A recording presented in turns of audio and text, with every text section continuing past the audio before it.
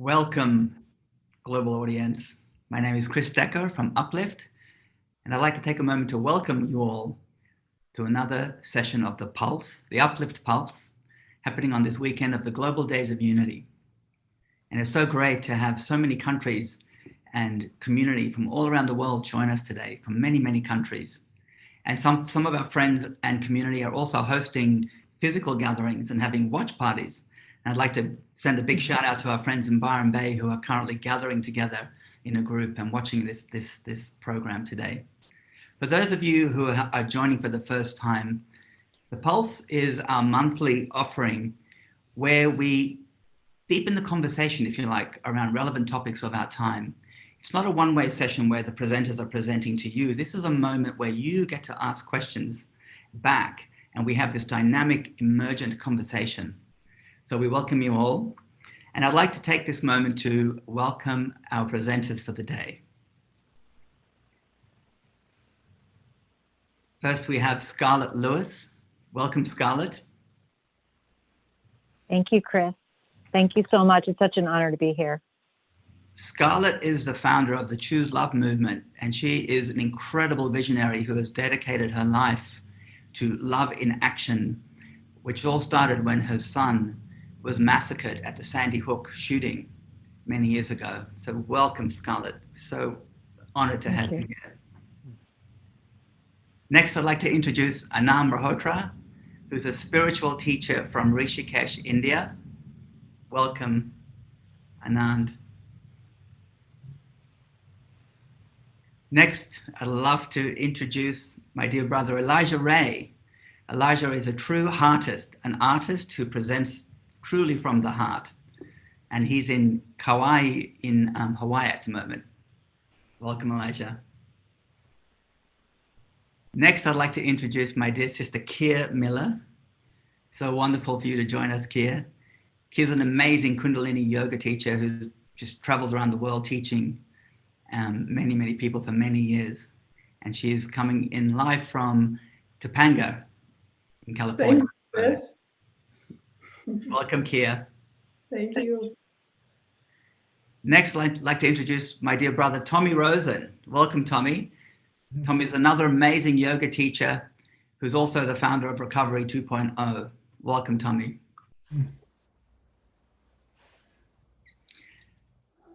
So today we have a very interesting theme. It's practice and presence. Now, it's in a little bit of it's a juxtaposition because practicing is a doing and presence is a being. So we're going to deepen the conversation of what it means to be present, really, in these times.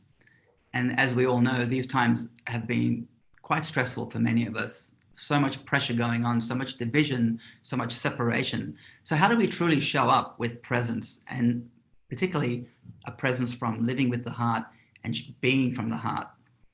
So as everybody knows, in the Pulse, we have this conversation and questions from the audience. So please, for those of you who are watching live, feel inspired. Just if you feel something, just share it. Send us, you can send it through Facebook, and we'll take the questions live and we'll share it with our presenters, and we'll begin this discussion. So I'm going to begin the discussion today. We have a question from Diana from New Jersey. Hi, Diana. So this is a question I'm going to ask each of you to respond to, just to kick it off.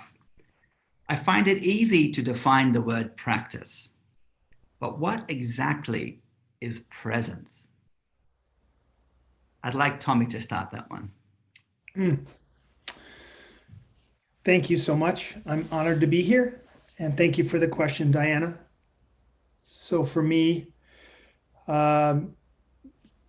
very simply and practically, presence is to be in a state of mind where I am not trapped or wrapped up in story from the past, and I am not projecting out anxiety, worry, fear into the future. And why that's relevant right precisely now is we are in a time where in uncertainty, we are defaulting into those two behaviors. So it's a kind of a habituated, a conditioned pattern of gripping a story, not usually a great story, something that took place or didn't take place in the past. And so there's an energy and a gripping there. Based on that story, I can then project out into the future from this place of uncertainty. The default becomes anxiety. What will happen? What will not happen? How will we get through this? How will we come through it? That's a total lack of presence. And then just simply to sit still and shut one's eyes and develop the focus and the concentration to be able to come back to this, here and now. To release the past, truly, and to not project out into the future. Even just to have a glimpse of that is the greatest vacation one could hope to have from that mental sort of pinwheel that we end up on, so many of us. So that's how I look at presence. Thank you, Tommy. Kia, would you like to share? Well, I echo what Tommy said. And I would say that presence it's a state of being, where I guess, like Tommy just said, we're not grasping or gripping, we're not pushing away, but there's a connection to the now. And so the evolutionary present moment starts to work through us because our energy is not invested elsewhere. We really get to be like that tipping point of the evolutionary current because we're actually present. We are available. That's how I think of that right now. And I think that practice is presence, that is to cultivate this presence, this continuity of awareness from moment to moment. And ultimately, on the deepest level, that is the practice. So yeah, a state of being. May we all be in presence. Thank you so much, Kia, for those beautiful words. Elijah Ray, what would you like to share? Yes. Oh, I've loved what's already been spoken about presence. I feel we're just gonna really be describing this spaciousness is what I feel when I tune into how to name what presence is. It's actually what fills the space when I quiet the mind, when I still myself, the constant searching, seeking to define the moment. What's left over in that stillness is that pure awareness. That's presence. It's almost like when you're really in love with someone and you really care about a moment, you can take in every detail. You notice every line on someone's face when they're smiling at you, and that quality of connection to the moment, pure awareness. That's presence. And it's an honor to share this presence with you all. I agree with what our sister just named. The practice really is the presence. If we just place that at the core of our journey, the rest takes care of itself from that place. It's a very underestimated power, our presence. So thank you. Thank you, Elijah. Scarlett, would you like to share something? Sure. Thank you, Chris. I feel like the present is where life is happening. It's right now. And because of the way that we think, we have a negative bias, we're reactive. We tend to be in the past, thinking about what happened or planning or fearing for the future, especially now with the coronavirus. But the present is where life is happening. And of course, it's easy to be in the present moment when things are going our way, say it's our birthday or there's a celebration. It's more difficult to be present in the moment when things aren't going our way or when there is difficulty. And I think that is an important time to be courageous, because when we're present in the moment in difficulty, it's when we grow. as human beings. It's when we learn lessons, and it puts us on the path to flourishing. Beautiful words. Thank you, Scarlett. Anandji, would you like to share? It's beautiful what has already been shared. So I think presence is really fundamentally about to be able to exist without resisting anything or clinging to anything. Simply to exist without resisting anything, without needing, without any resentment to what is, or hope or clinging to anything. This naturally gives us the capacity to have a continuity of clear awareness where we are not reacting or projecting, but rather responding to life.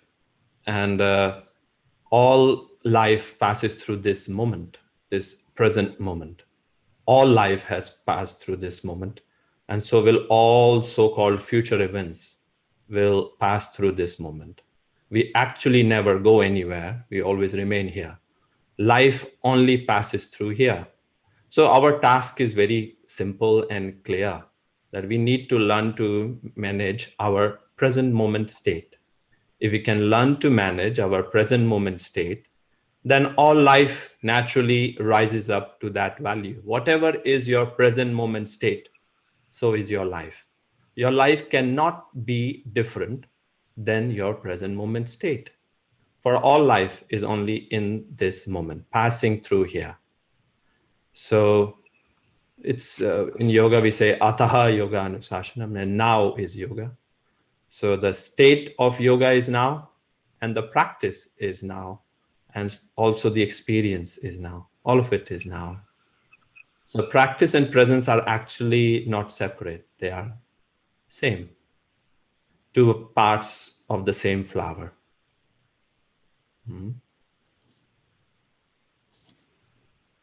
So beautiful. Two parts of the same flower. I love that. Thank you, Anand. Thank you. Right. So moving along to another question. So this one's a really interesting one from Casieta from San Francisco. How do I incorporate the timelessness of presence into my crazy busy life? I mean, this is a good one for me as well, because my life is pretty busy. So that's a great question. How do you incorporate this presence when your life is just so busy? I'd like to start with Kier. I'd like to hear from you on that one. Oh, okay. Wow. Well, here we are, really exactly as Anand just said.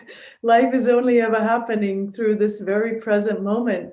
The question is, are we missing these present moments because we are calculating the next moment or living for the next moment, or part of us is planning what's coming next.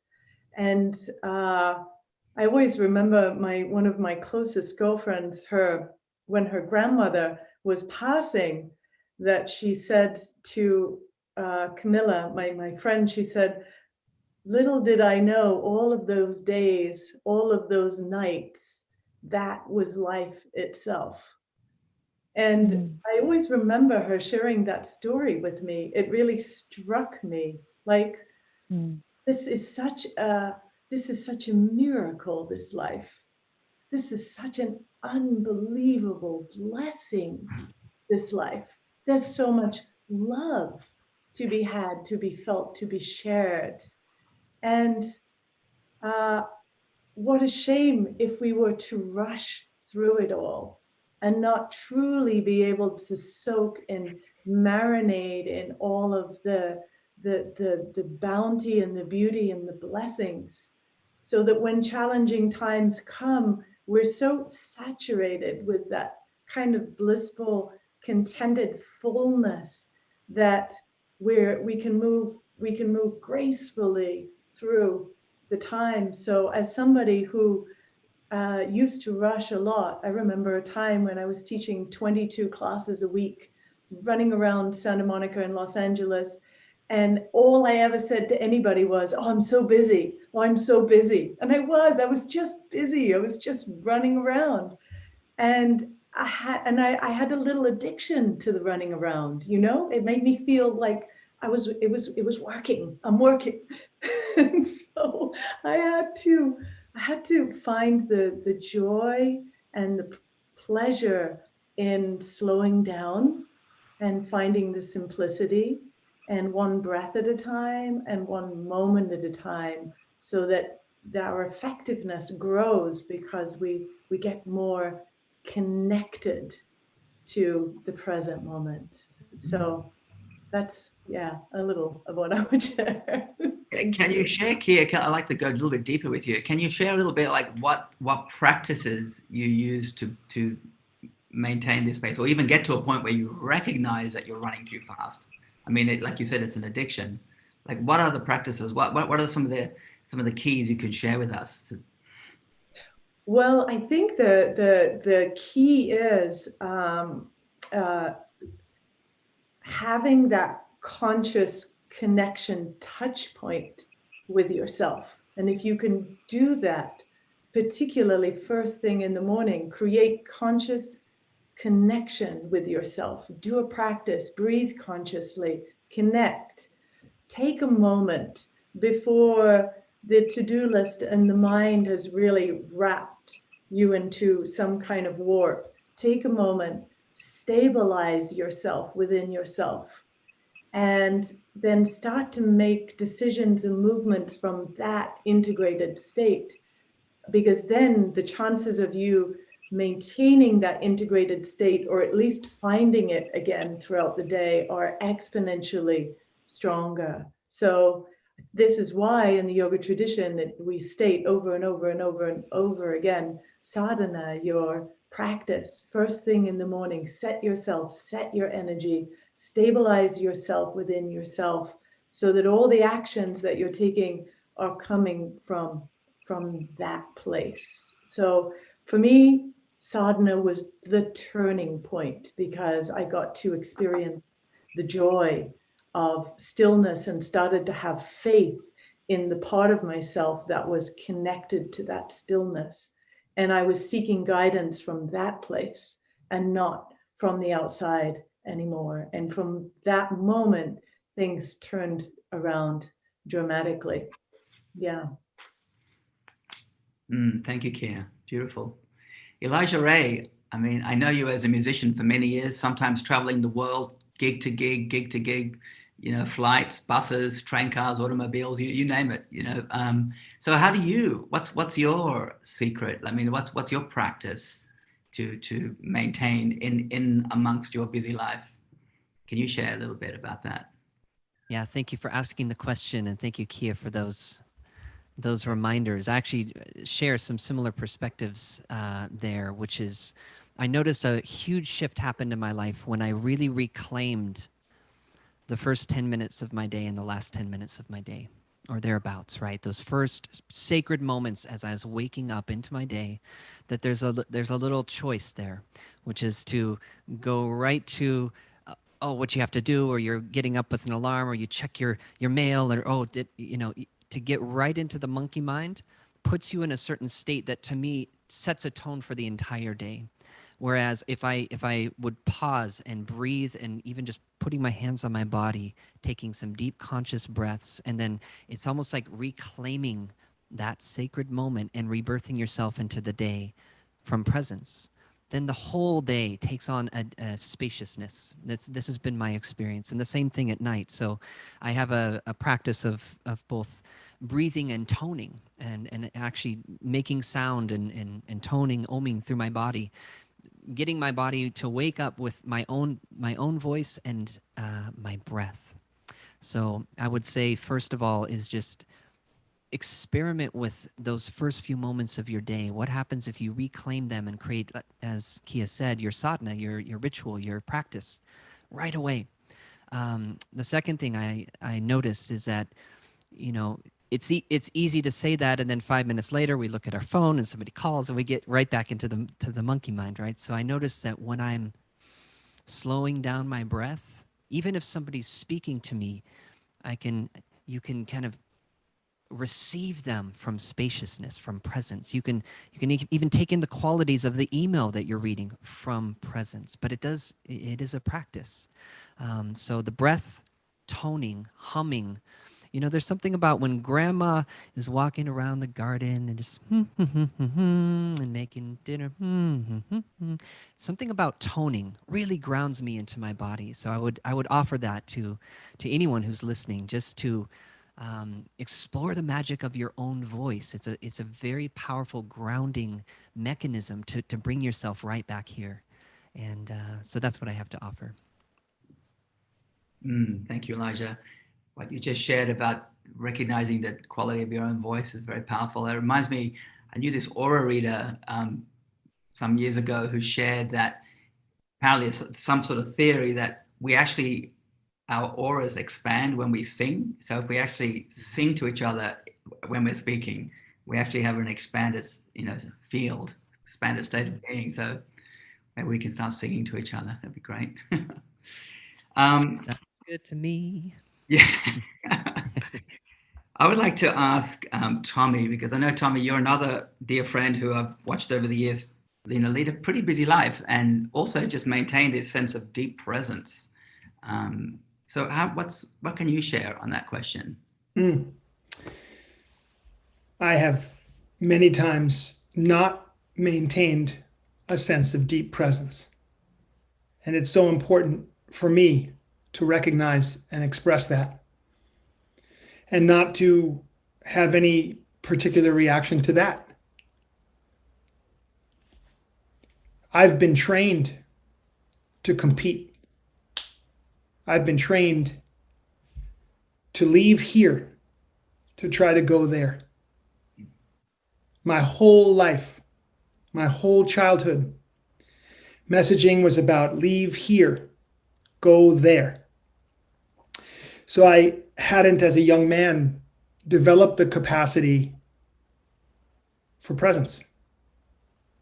So in my adult life, and I've done so much work to build that capacity, but in my adult life, I experience great periods of presence. And I also experience what it feels like to be pulled out of presence.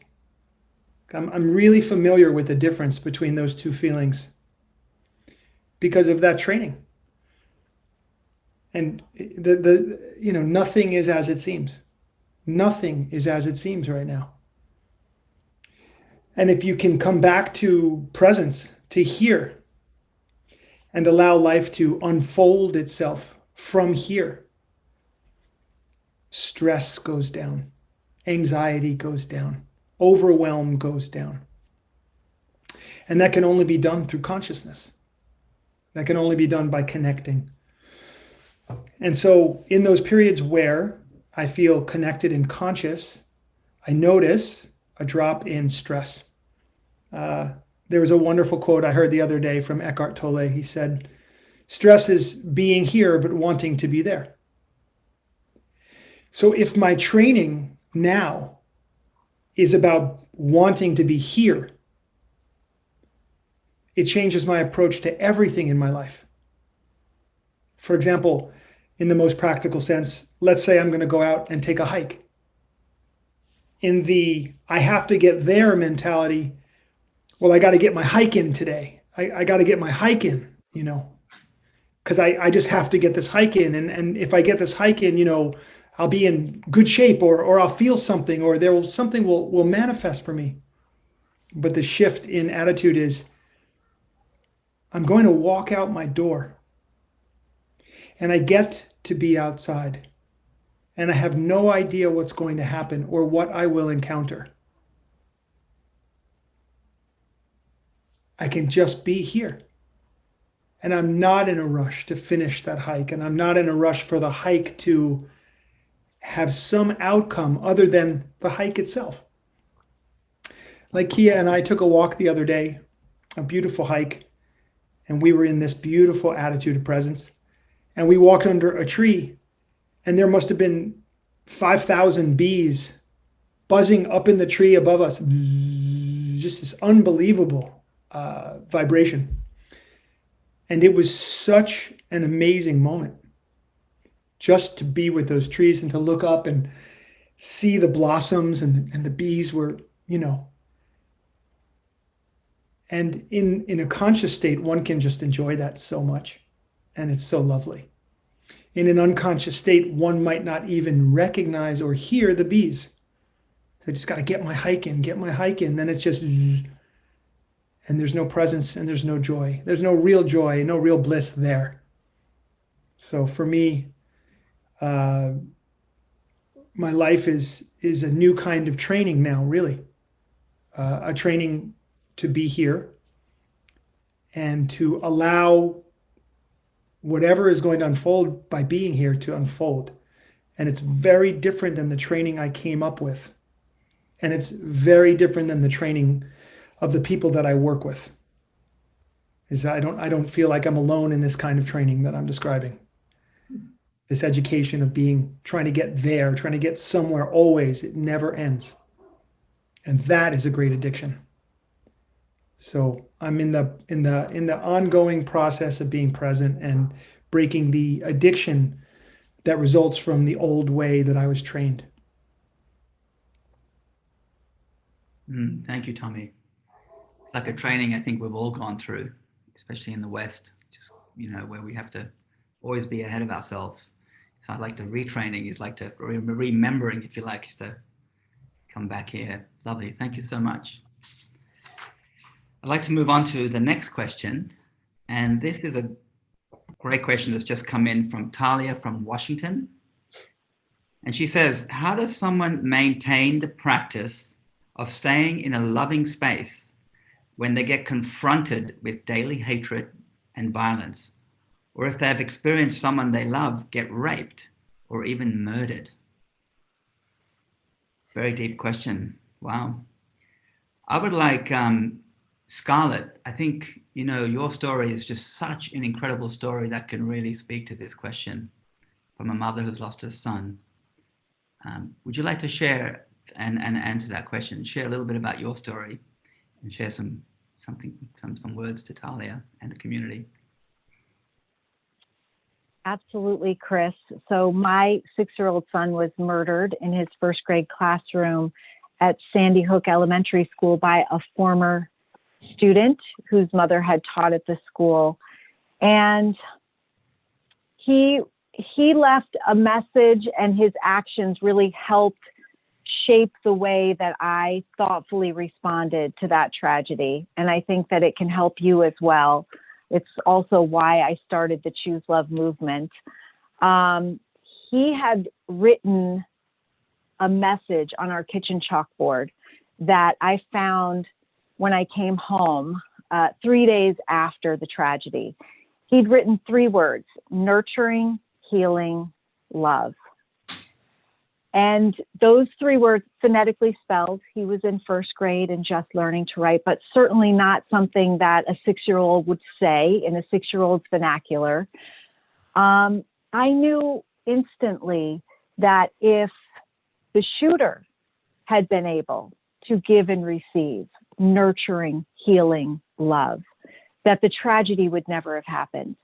And it was a way that I was able to start to feel compassion for him because of what he lacked in his life. And Jesse also showed incredible courage on that day, where he, at 6 years old, stood his ground, stood up to the shooter. And when the gun ran out of bullets, he yelled for his friends to run. 9 of his classmates were able to run to safety before the shooter was able to reload and kill the rest of the people in the room, including Jesse. And it was that example of courage that really helped me to understand that if my 6-year-old son could do something like that, then I could have the courage to thoughtfully respond to that tragedy with nurturing, healing love. It was almost like a directive that Jesse had left on the kitchen chalkboard for me as comfort for myself, but also as a directive for all of us, where we needed to turn in order to survive and thrive. And I will just say quickly, those 3 words translate into a powerful and profound formula that can help to lead you to thoughtfully respond with love in any situation, circumstance, or interaction. And I will say, when you do thoughtfully respond with love, that you take your personal power back. When you react with prolonged anger, hatred, revenge, you give your personal power away. You become a victim. And that is the definition of loss of control, and it does not feel good. And so here is, I just happen to have the formula right here, because I talk about this every single day. It's the foundation of what I do and my message that I share. It starts with courage, because courage is the most important character value. It's the one that underlies everything else. Then nurturing means loving kindness and gratitude. Gratitude is a mind shifter. When you're going down, we talked about being present, when you're going down into thoughts that are reactive or negative, you can use gratitude to shift your mind, because you can only focus on one thought at a time. And then healing literally means forgiveness. Forgiveness is, the kids that we teach it to call it a superpower, because they say it feels so good to let it go. And in some situations, it's the only way to take your personal power back. And then love is literally compassion in action. It's having the courage to identify a need of someone else or pain, and then stepping outside of yourself to actively help ease that pain. And when you're doing that, you've chosen love. And that, I believe, is the answer to that question. And that's what I practice every single day. Thank you, Scarlett. Amazing. And I mean, I just would like to ask, you're a mother who went through a deep tragedy, the pain of losing your son. And of course you made peace and forgiveness with the shooter. I mean, what was the sort of catalyst that really broke? I mean, I know that Jesse wrote those words, but that process, can you share a little bit about? And now you're so grounded in it, and you've dedicated years and years to this incredible, incredible mission, and tens of thousands of schools around the world, following your program. But what was, in that moment, what was the catalyst that knew that you'd never turn back into that space of hate or anger? I felt compassion for the shooter. I saw a lot of people placing blame on him and his mother, who gave him access to the guns. And I knew it wasn't that easy. I knew that if it really was all their fault, then it would never have happened before, and it would never have happened again. But, it happens almost once a week, or it did going into lockdown in the United States. So it couldn't be all their fault. And I found out about Adam's life and the pain that he endured, the suffering, and I felt compassion for him. And honestly, the other thing is, I did not want to be another victim of Adam Lanza. I did not want to relinquish my personal power and control to him, to somebody that had murdered my son, to somebody who had then taken his own life. I did not want to be another victim. And I knew the only way to take my personal power back was through compassion. And that compassion led me to be able to forgive. Wow. Thank you so much, Scarlett. I think your story is so relevant for this time, especially in America, which is literally, on the brink of potential civil war, and people are arming themselves up to the max. I think just hearing this story just is such a wow, such an amazing story to share and to embody right now for all of us.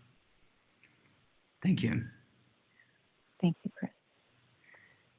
Anand, I would love to hear from you, like from your perspective, especially being a spiritual teacher in Rishikesh as well, and devoting your life to this path. How does someone maintain the practice of staying in a loving space when they are confronted with such hatred and violence?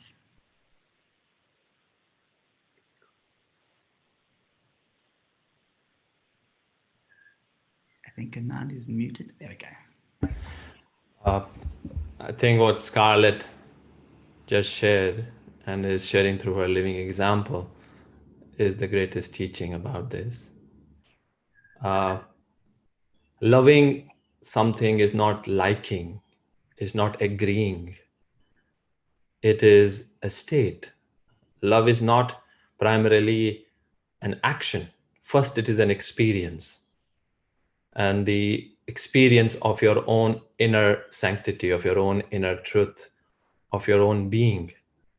And as she so beautifully shared, is that when we are not in that state, we are victim. And a victim cannot bring any healing to anyone, to ourselves, to our loved ones. We cannot bring about any positive change. Any violence that we see in the world is ultimately a violence against self. All violence is self-violence. And all love is ultimately self-love. All love flows in the direction of self, and so does all violence. It all starts from the self. Self is the common denominator. And if the self is in a state of conflict, it will only generate more and more conflict in the world. No act of violence happens in isolation. No action in the world happens in isolation. There is no being who is an island. We live in an interconnected reality. And if we really want to be part of a progressive change, we want to be part of the solution, then we need to really address this. Yes, that is the first teaching of Buddha, is dukkha, that there is suffering. That's the first teaching of Nanak. Nanak dukkhiya sab sansar, that the whole world is suffering. But there is a way. There is a way where we can learn to navigate through that. This suffering becomes our greatest teacher. And the intimacy to this pain is a prerequisite for compassion, for truly understanding compassion. Somebody who is afraid of pain and does not have an intimate understanding of pain that is part of being will never understand love, compassion. For pain is part of time. There is pain in time. For time brings about impermanence, change. People we connect to dissolve in form. Things come into existence, relationships come into existence and dissolve. So pain is part of life, is part of time. And this great intimacy with pain, sitting with that pain and looking it deeply, gives us a true understanding of what compassion is. For everyone is experiencing pain as the self is. So we work with that pain and we work with our healing, and we really provide that opportunity for everyone. For everyone. Again, loving is not liking. Not liking. We don't have to like it. We don't have to agree to it. We become the space. The love becomes the clearing in which life happens. And then we get to practice, we get to practice compassion. We get to practice gratefulness. We get to practice forgiveness. We get to practice courage. These are all practices we bring. These are not labels of identity that we put on ourselves, but these are conscious commitments which we engage in with patience, because that's all we are doing here, each and every one of us in this impermanent journey, very short. We are here to learn to love, as Scarlett's son so beautifully wrote. We are here to learn to love. So that's what yoga is. Yoga is about love. So thank you, Scarlett, for your beautiful beautiful, courageous example. Thank you, Anand. Thank you. I love what you said. Loving is not liking. That's really, yeah, that hit me deep. Thank you. We have another question, just came in. I'm just going to find it here from the Philippines. Let's have a look. From Rose from the Philippines. What happens to those who do not practice and live in the present moment? What can we do for those who are trapped in the past and can't move on? How can we get them to fight for their worth? I'll read that again. What happens to those who do not practice and live in the present moment? What can we do for those who are trapped in the past and can't move on? How can we get them to fight for their worth? Great question. Also very relevant for our times. People who can't move on. A lot of change is happening, and some people are getting very much stuck. Elijah, I'd love to hear from you on that one. Wonderful question, and sending much love to you, Rose. It is a very, very relevant question. What comes up for me about the first part, what happens to those who do not practice presence? I think we have to look no further than the state of our world and the systems and infrastructure and consciousness or lack thereof that's grinding to a halt right now. It's as if it can't go much further because it's unsustainable, the current model. And I think the current model and what we're seeing is a result of this lack of true presence, true compassion, true love. There's so much fear in the very foundations of the systems that many of us are using all day long, because we were born into this world and we are given these set of tools and we're told to work with them. But I feel more in reference to the second part of the question. I personally have experienced a lot of suffering throughout my life. A lot of pain has come from this desire to change the world, to change other people, when are people going to wake up, right? How many of us have cried that out in the night? Oh, when will they wake up, the rest of the humanity? and in a way, even just the very act of desiring something out there, whether it's you, whether it's anyone on this panel, whether it's our friends, our neighbor, our partner, to change. When will my parents wake up and get it? Even that desire pulls me out of presence and in my practice, which is really to be here, to be a safe, sacred space where I'm occupying my own skin, my own worth, my self-love. To be a fountain of that is the greatest gift we could actually give anyone on their journey, to be a fountain of presence. And so I would actually, offer that I don't know that there is much fruit to be found in desiring for others to change, but I feel that if we could curl every rocket that's like pointing out here and just curl them right back in to just deepen into your presence, your sacred commitment, and to strengthening your container of love, then those around you will feel that. It's the difference between electrical and magnetism. And to become magnetic in your presence, people will be drawn to you and wonder, as Anand will walk into a room and you'll just feel him coming. You just like turn around like, wow, who is that? You're drawn to beings who have cultivated this presence. So be that and let those ripples inform the next steps. But I don't necessarily feel that desiring for anyone else to change or to wake up or to get present, and I don't know that that's going to bring you to bliss or to bring you to a state of fulfillment. So that's my humble offering to you, is to curl that right back in and see what happens. Thank you, Elijah. Such great words. Kia, would you like to share on this question? Wow.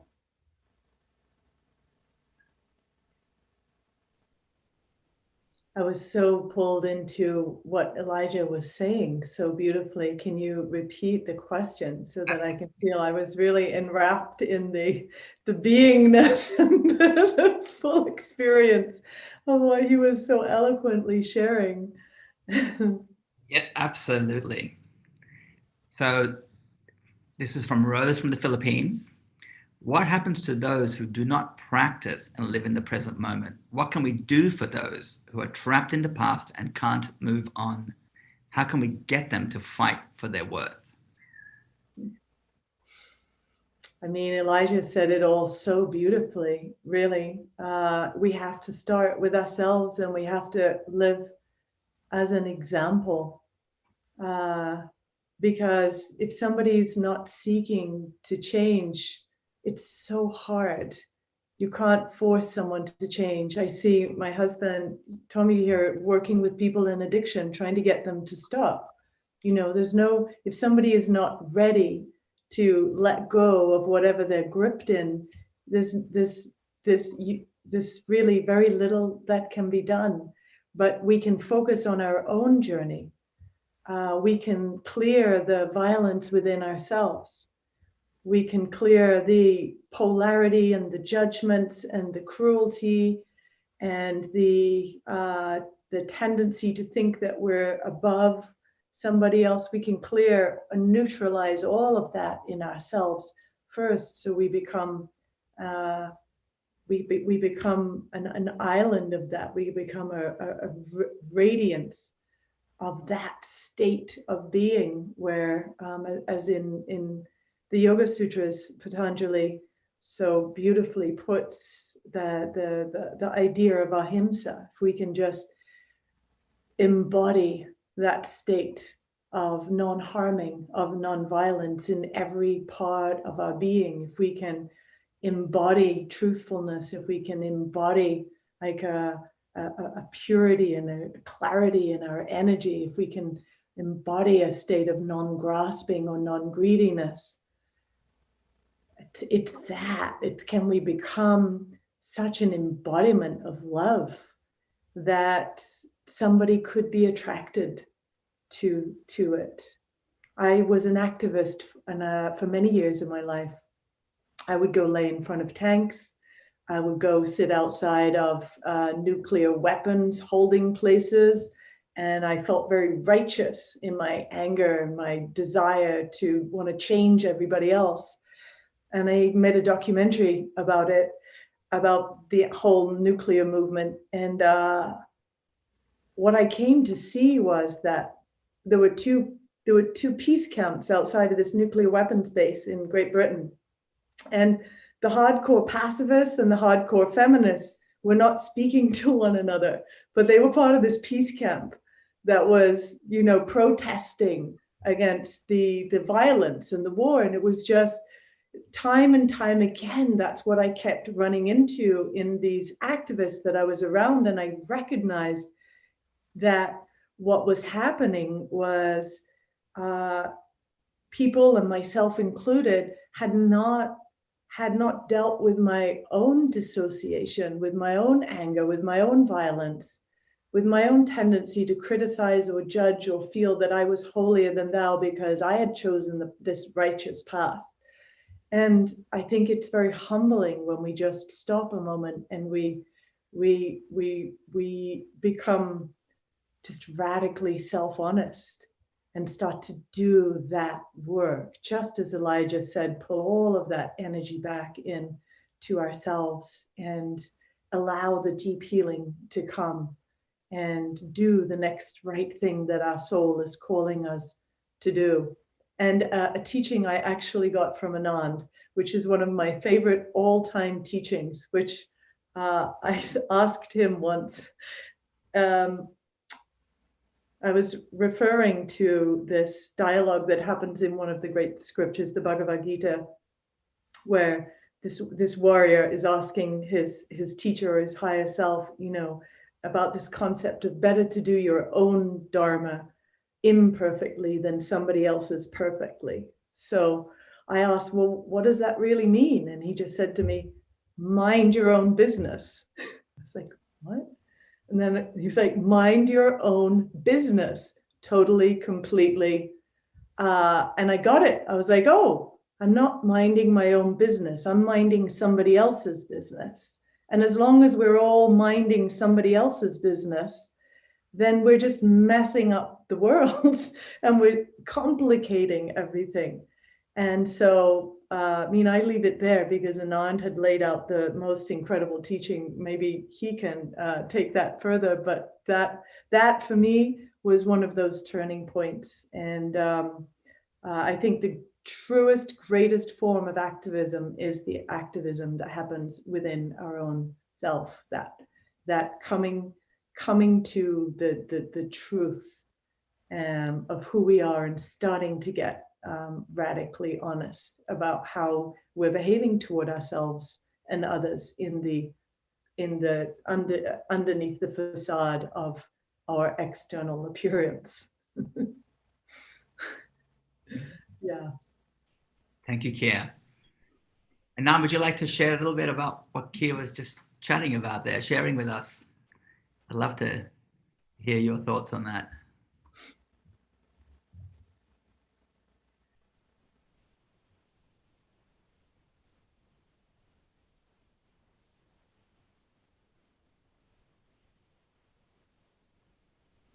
I think I'm muted.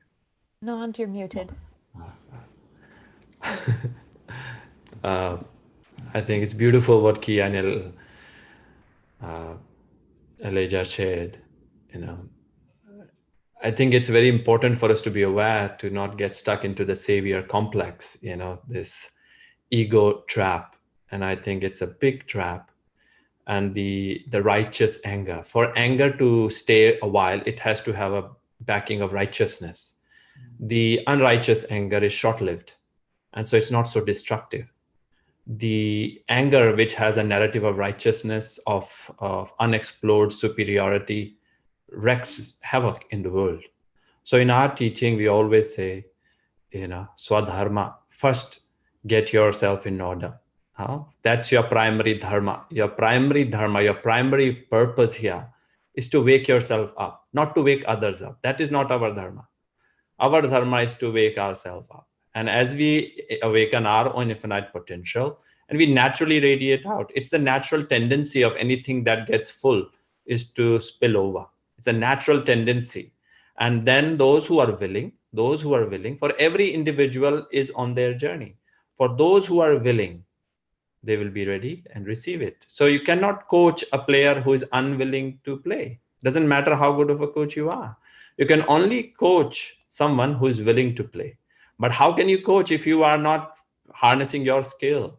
So we must awaken our own infinite potential and radiate it out, just like a lighthouse.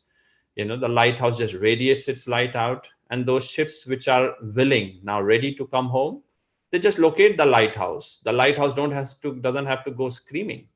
It just radiates that light. The boathouses see that and then find their way, back home. So I think it's very important for us to not get into the trap. This, as both of them very beautifully shared, there is a great stress in that.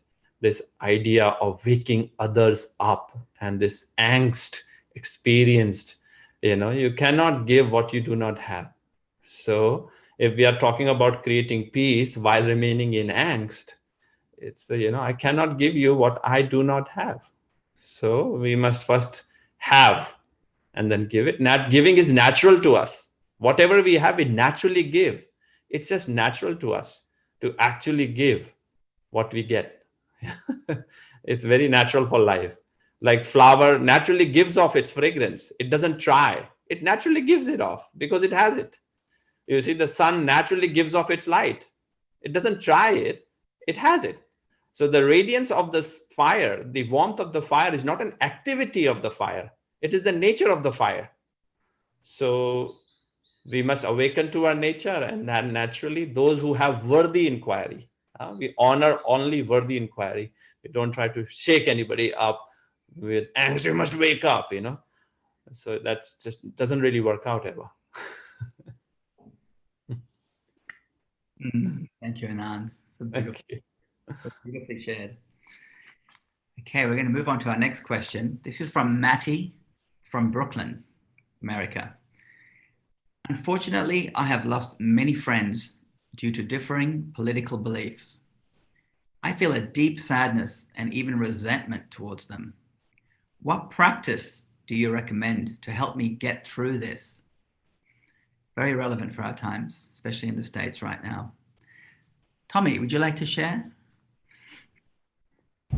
Yes, thank you. Very relevant question right now.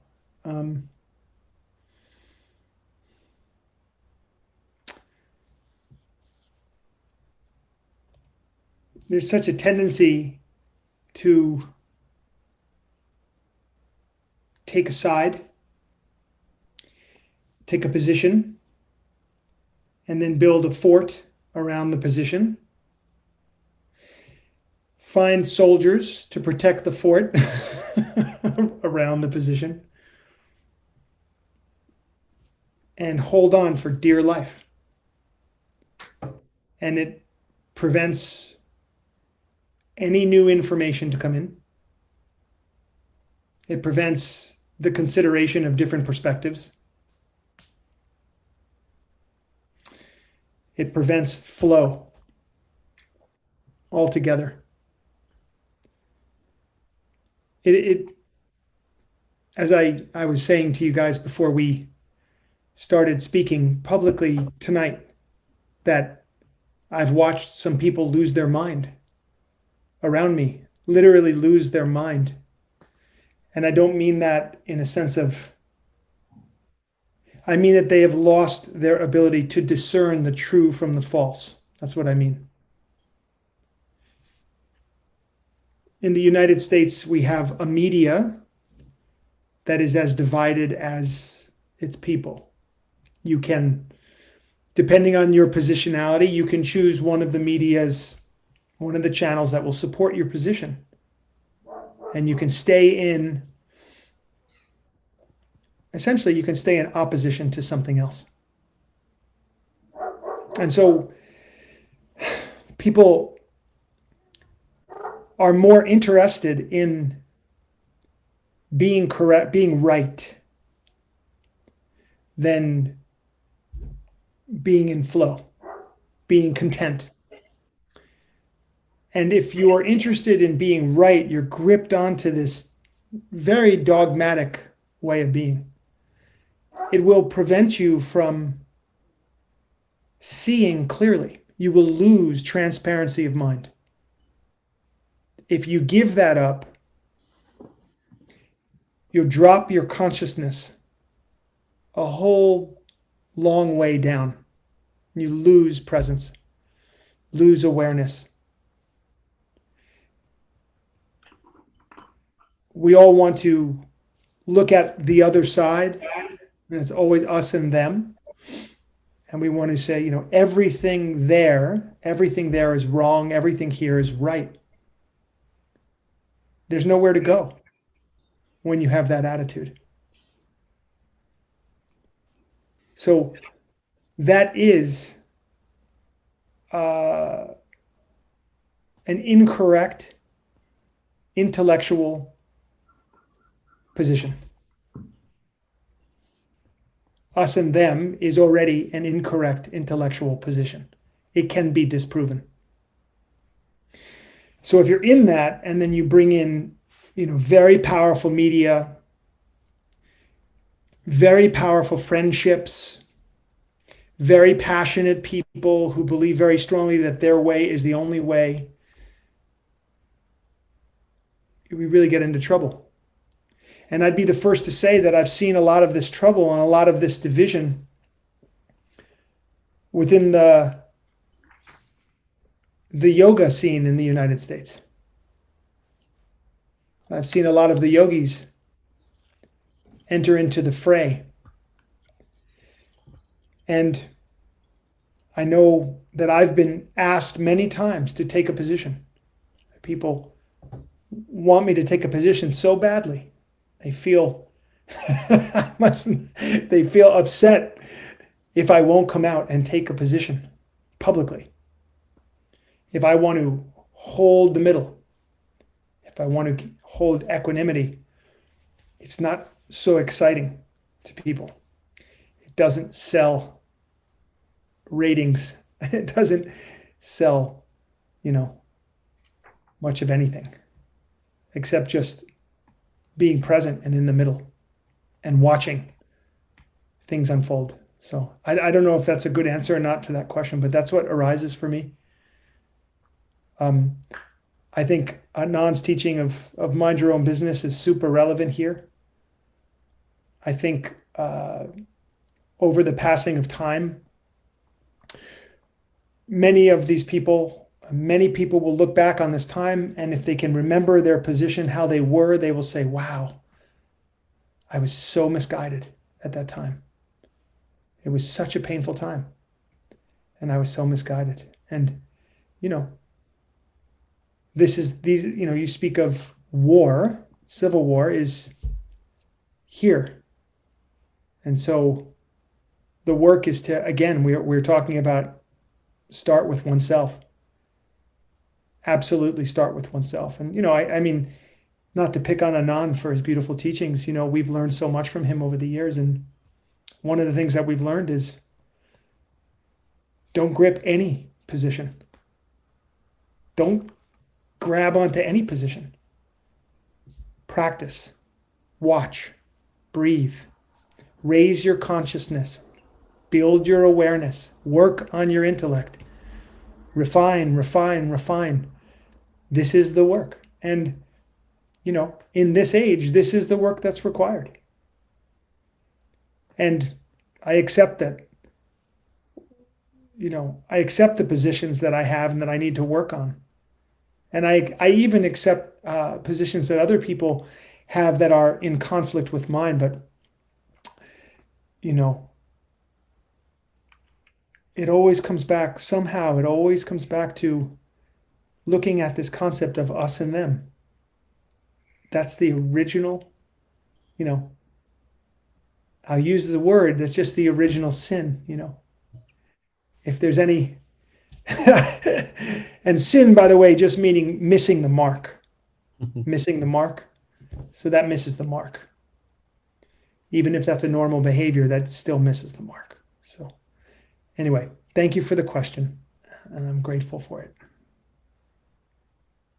Thank you, Tommy. Scarlett, I'd love to hear your response. I'll read the question again for you. It's Maddie from Brooklyn. Unfortunately, I have lost many friends due to differing political beliefs. I feel a deep sadness and even resentment towards them. What practice would you recommend to help me get through this? Well, Maddie, unfortunately, I've experienced this within my own family as well, within the last 6 months. And there's been a lot of anger and judgment within my own family. In fact, I'm not talking to 2 of my brothers. I mean, not because I don't want to. I'm just saying, when you think about the anger and the judgment, anger is sending you a message. And what is it trying to tell you? So I too have experienced loss, and unfortunately, you can't control other people, and you can't force them to sit and listen to you. So I think the practice that I would say, and the practice that I've been trying to do, is modeling. And that's modeling love and acceptance. And I will sound like a broken record. I go back to my formula. It takes courage, and I focus on what I'm grateful for and what I have instead of a lack.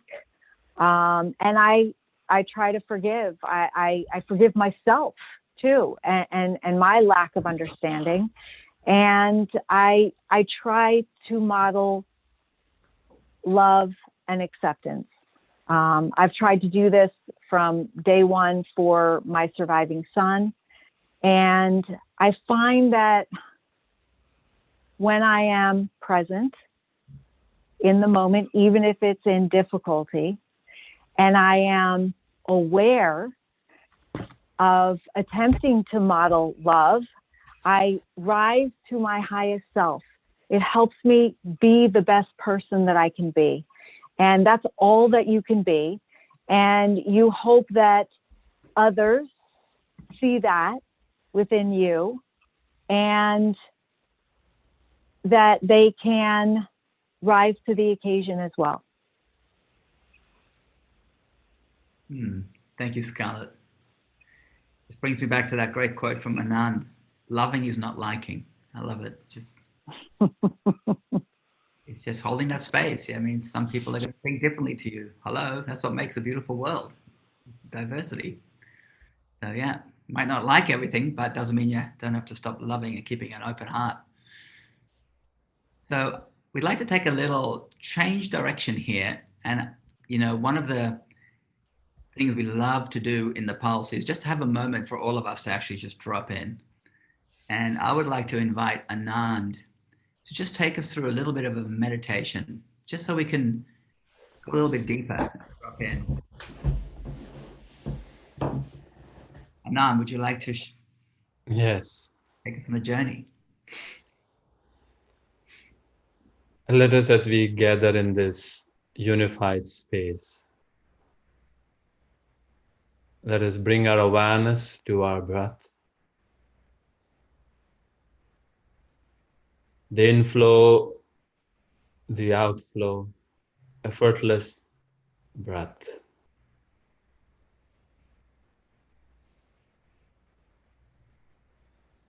And see that as we all gather here, for there is only here, all the locations are only locations of here. We exist in this unified, boundless space. All of us.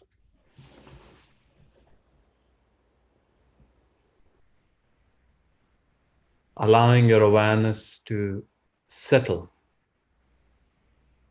to this present moment, to here.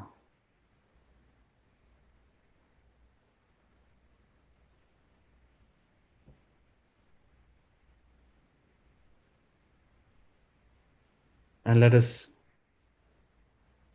introduce the intention of being with what is fully.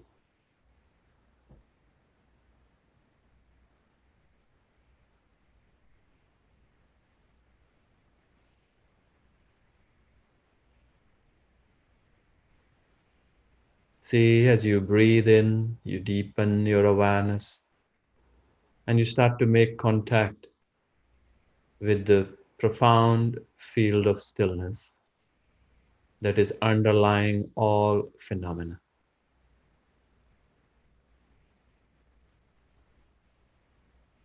This field of silence, this field of stillness, is the background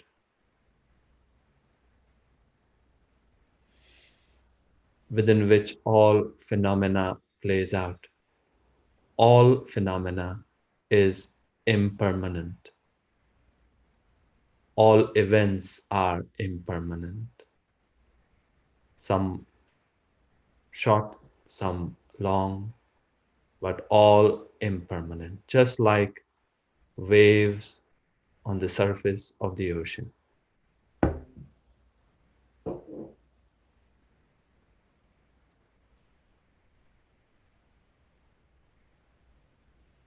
Standing on the shore, visualize just waves rising and falling. Some waves are big, some waves are small, yet they all rise and fall while you remain here.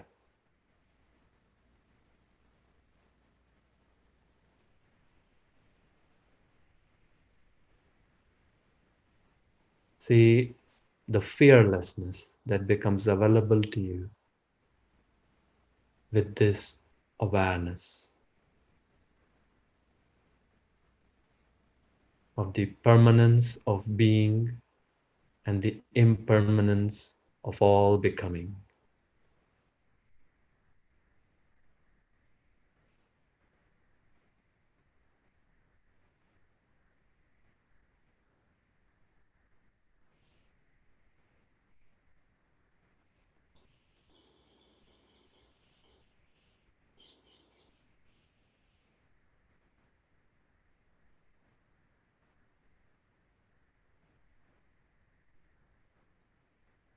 Gain that cosmic perspective on all this phenomena.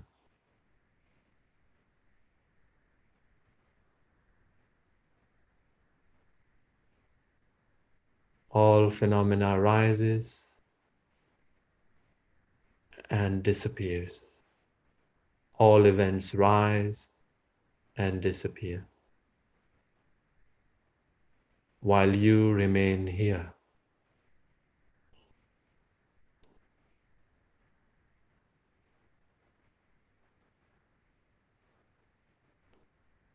And here you are worthy of love. Here you are fearless. Here you are invincible. Here you are force of compassion.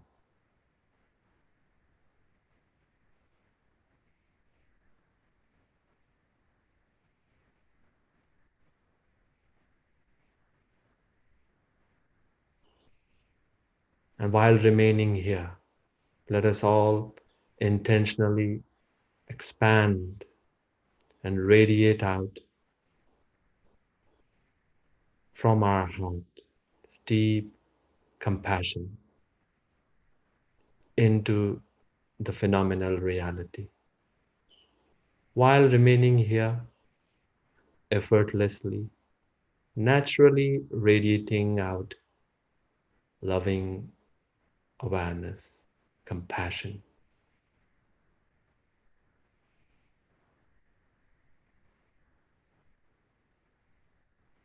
It is very natural for you to radiate compassion as you come home to yourself here and now.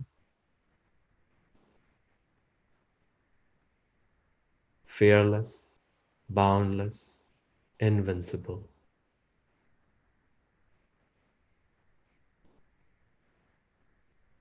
Deeply worthy of love.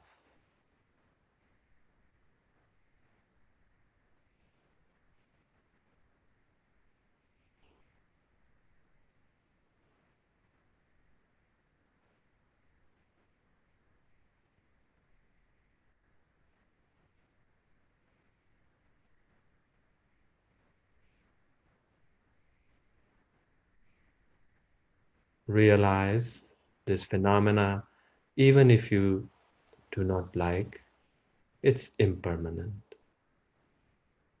All opinions are impermanent. All ideas, ideologies are impermanent. Free yourself from fear, from resentment. You are here. Your being is the continuity, boundless, and all phenomena is discontinuous.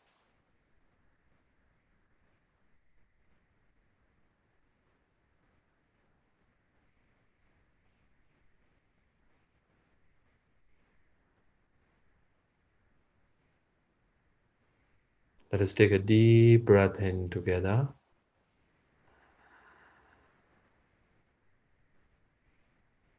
And And slowly exhale. And let us again collectively together take a deep breath in.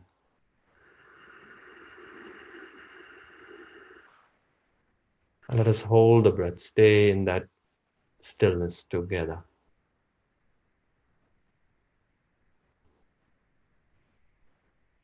And slowly exhale.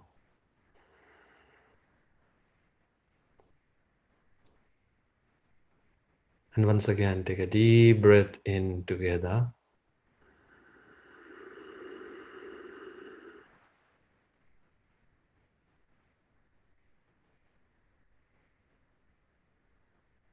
And slowly exhale.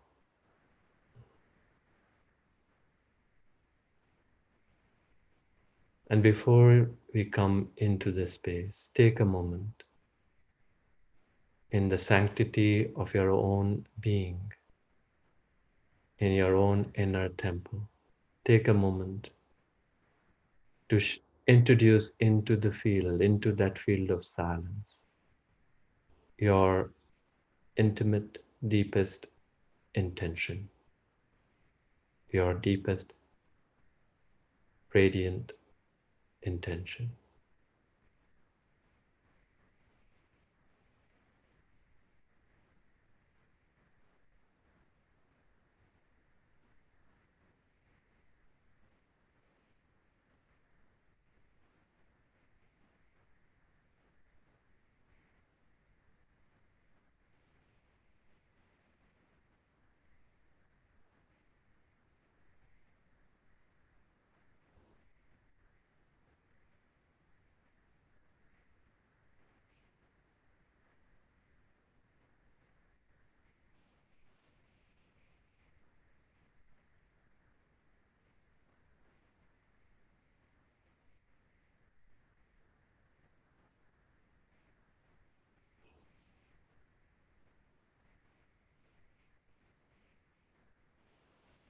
And let us take a deep breath in. And as you exhale, see if you can remain in this presence, while simultaneously becoming available to the relative, remaining transcendent while simultaneously engaging with the phenomenal reality. You don't have to give up one for the other. Just like the mountain, just like the ocean, it moves within itself. It remains in its being, yet simultaneously expressing. Om.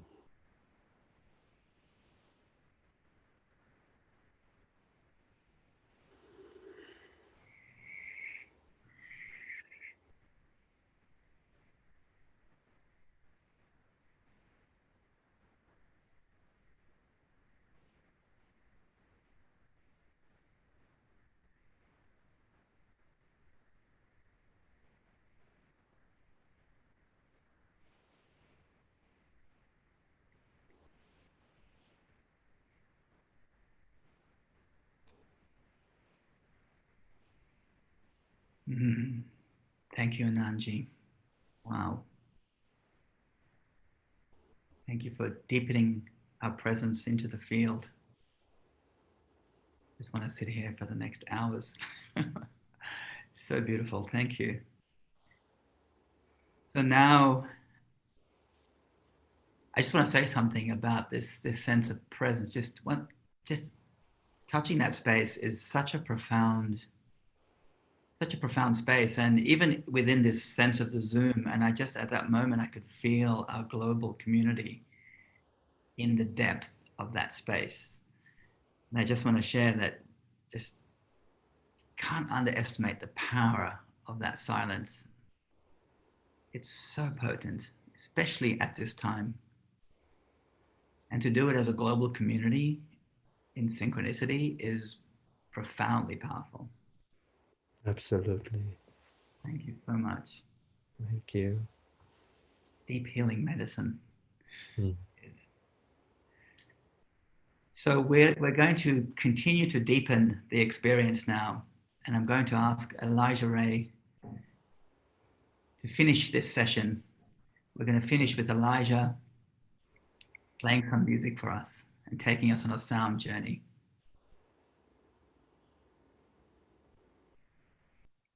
It's been another amazing Pulse session for this month, and I thank you all so much for being present with us and showing up and sharing such deep, heartfelt sharings.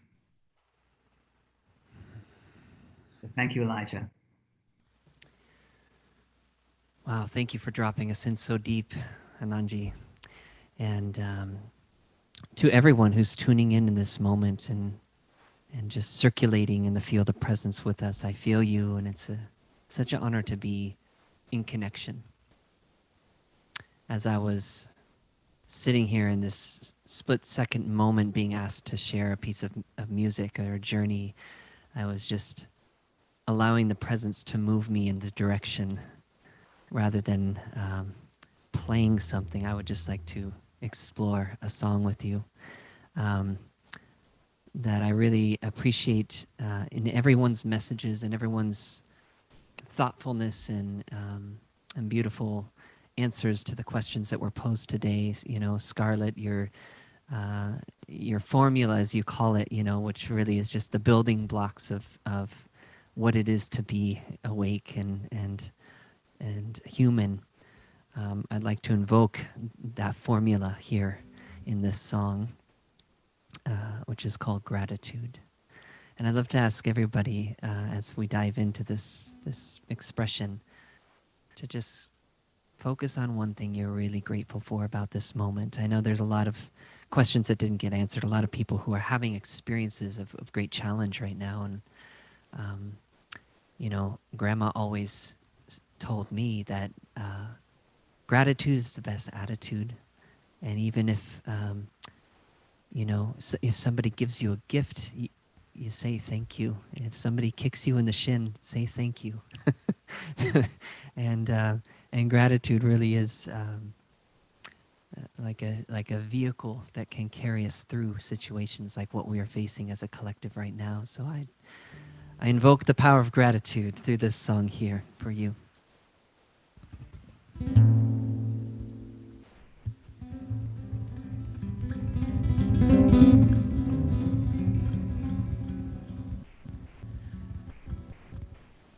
I'm grateful. I'm thankful for you. Are here in my life. I adore you.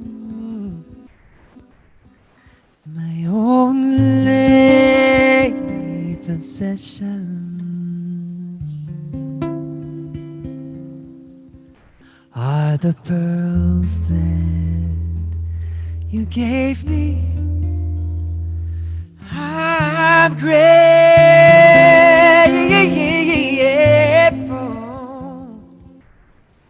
'cause to walk the path of light, it wasn't easy. Ooh, but now I see it so clearly.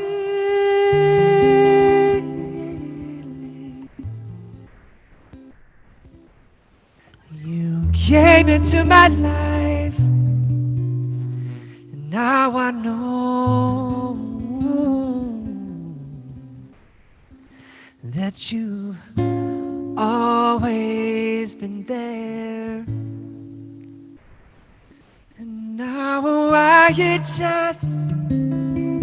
wanna say,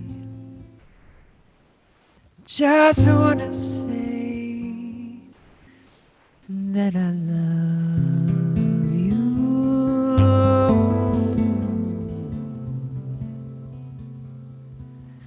Yes, I just wanna say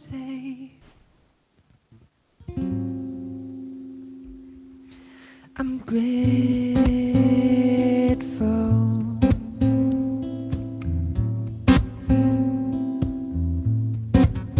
Oh, yes, I'm thankful.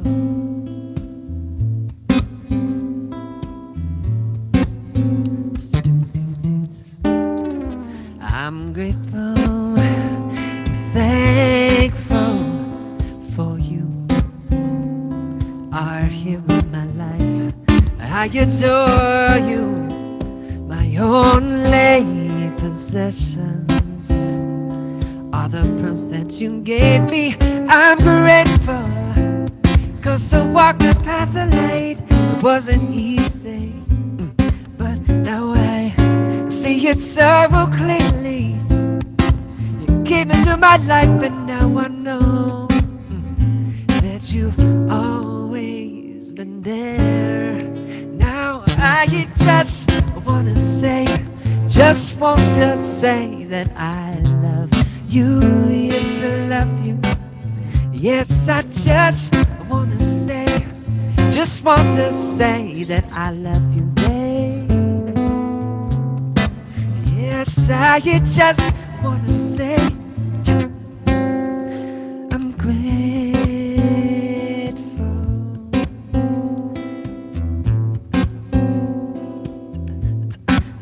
Oh, yes, I'm thankful. Oh,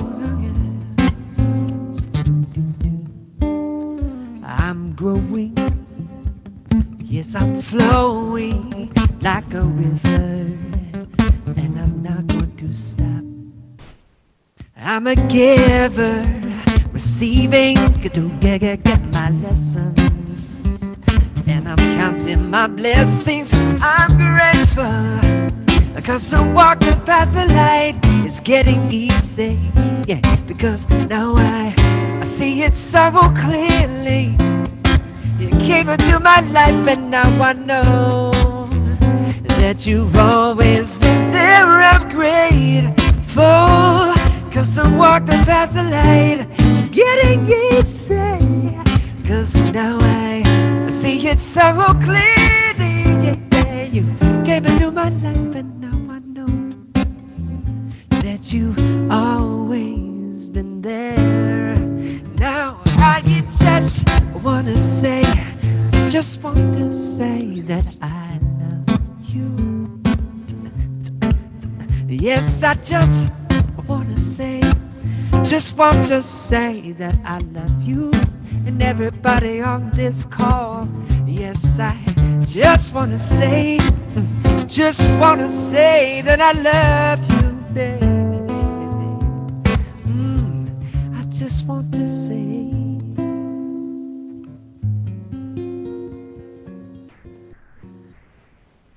I'm grateful.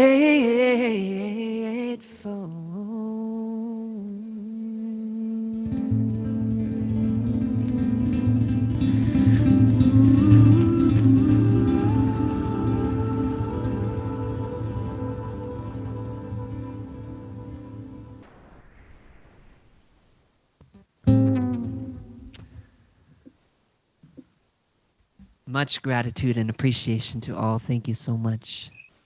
Thank you, Chris, for hosting this conversation, and everyone at Uplift, and to everyone watching. Mahalo. Thank you.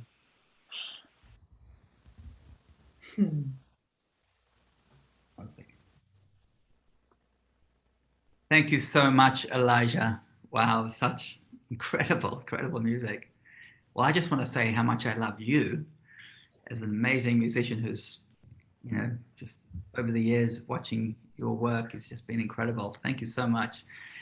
We've come to the end of our session for this month on the Global Days of Unity, the Uplift Pulse, and I just want to take this moment to thank you all our presenters who shared so beautifully today from the heart. Thank you, and thank you our global audience. Please, if you're not part of our mailing list, please join. You can join straight up on the Global Days of Unity website. And if you want to share this session to your friends and family, it will be archived in the next few days. So it'll be on the site, and you can please share the link out. If this was inspiring for you, please share the message, and please share the session with all your friends and family around the world. It's It's going to live on. So thank you all. Really appreciate it. And we'll see you next month. Thank you. And just before we leave, I do have a special announcement. Actually, this is very, very exciting. Breaking news straight from UPLIFT as of today. So this weekend, we're releasing a special series that was created with Anand called The Road to Dharma. Now, I love docuseries, and this is an amazing docuseries of a group of people who traveled with Anand to all the sacred sites, a few sacred sites up in the Himalayas, to these sacred peaks, these temples, and they went through this incredible journey. It's a 10-part series, and we would love you all in our community to please come and check it out. The first 3 episodes are free, and it's an amazing offering because it also comes with a spiritual course. There's a course attached to each episode. So you watch an episode and then you do the course, and then you watch the next episode, and it evolves as this incredible journey, you know, visually, but also for yourself personally. So we would love you all to join. And it's the first 3 episodes are free. And then if you feel like you want to connect more, you can just, you know, it's not very expensive to watch the whole 10-part series, and you can support the great work of Anand as well. So just to give you a taste, we're going to leave you with a trailer that we just created. And once again, go back to the Global Days of Unity site and you can find out more about it. And we thank you again. This is Chris Decker signing off for another month of The Pulse. Thank you. Namaste everybody, this is Anand. I'm speaking to you from high in the Himalayas in India. I'm on my way to a goddess temple here. As you can see by the mountains behind me, we are quite high up. Similar to the mountains that we go and visit and the journeys that we take in the powerful course, The Road to Dharma. It's 10 chapters with 10 episodes. In these unprecedented times, this course is uniquely suited for each and every one of you, especially those of you who are interested in accessing deeper dimensions of themselves. Take a ride with me, take a journey with me through these 10 chapters of Road to Dharma, with my meditations, with this phenomenal journey which you come with us on the high mountains to the sacred temples, and you get to experience the vibration and the wisdom embedded in these locations, and simultaneously you get to practice and listen to talks and bonus material to really enliven your journey, enliven your spirit on the path. Thank you for your attention and for your presence.